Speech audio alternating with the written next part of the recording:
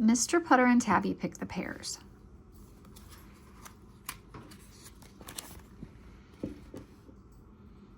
Mr. Putter and Tabby Pick the Pears. By Cynthia Rylant, illustrated by Arthur Howard.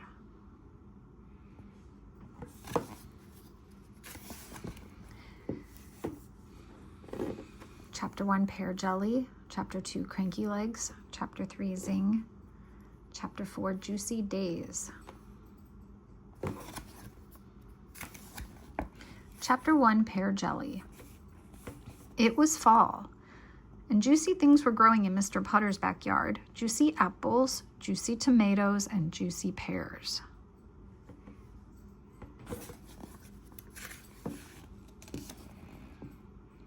Mr. Putter walked with his fine cat Tabby among the juicy things, and he dreamed. He dreamed of apple pie and apple turnovers. He dreamed of hot apple cider with a cinnamon stick and stuffed red tomatoes.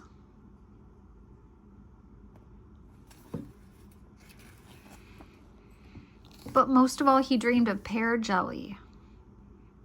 Mr. Putter loved pear jelly. He had loved it since he was a boy. Fall was his favorite season because of pear jelly. And now it was time. Tabby, said Mr. Putter, it is time to pick the pears.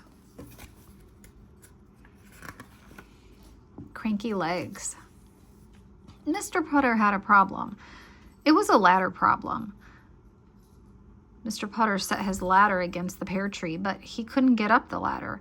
Last year he got up the ladder, but this year he had cranky legs. Cranky legs, cranky knees, cranky feet.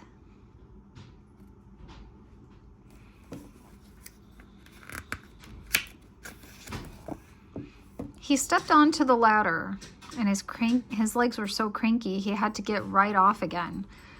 One trouble with being old, said Mr. Putter, is being cranky. Tabby knew what he meant. She had a cranky tail. Some days it was so cranky it wouldn't swish. It just got stuck in the air like a stick.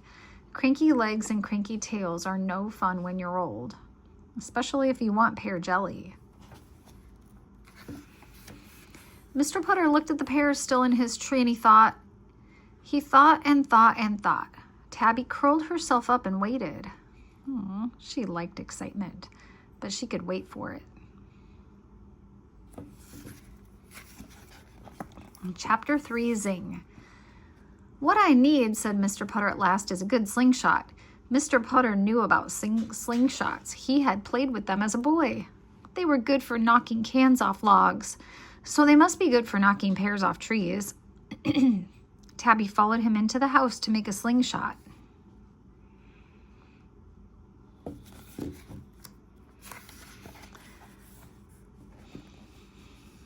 Mr. Putter found a pair of old underwear that he didn't like. He didn't like it because it was covered with poodles. His brother had given him the underwear for his birthday. His brother loved the underwear. He thought it was funny. Mr. Putter did not. So he cut up the underwear and got some very good elastic. Then he got an old glove. Then he got a stick, and he made his slingshot.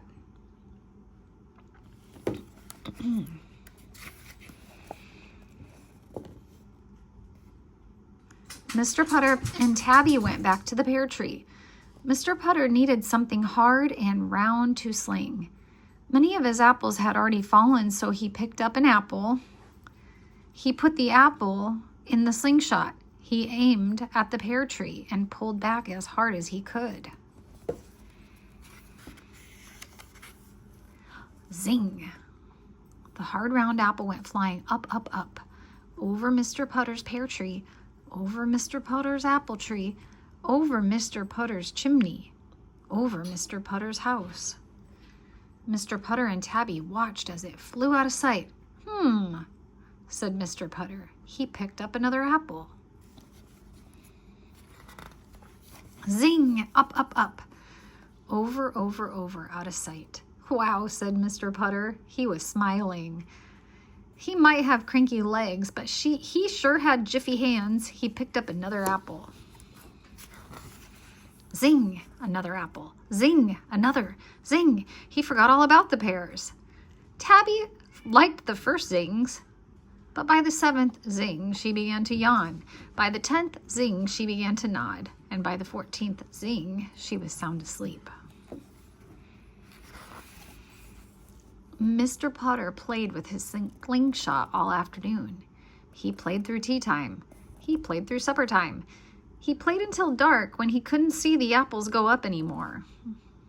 When he was finished, he had no apples and no pear jelly. He was a little embarrassed. He picked up Tabby and sneaked inside.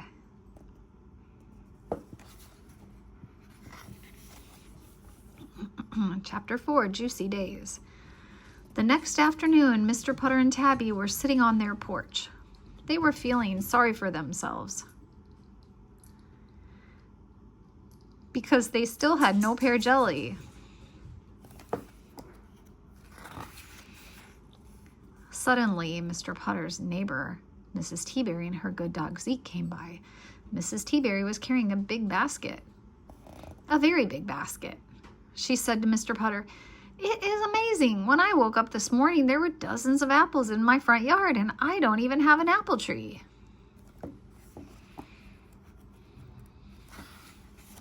Mr. Potter looked at Tabby.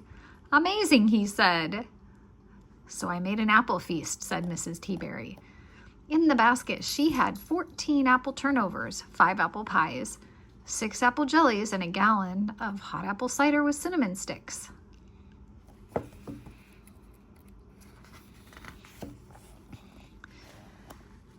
Mr. Potter and Tabby ate juicy things for days and days. When he was finishing the last apple pie, Mr. Potter had an idea about those pears still on his pear tree. He would wait for them all to fall off.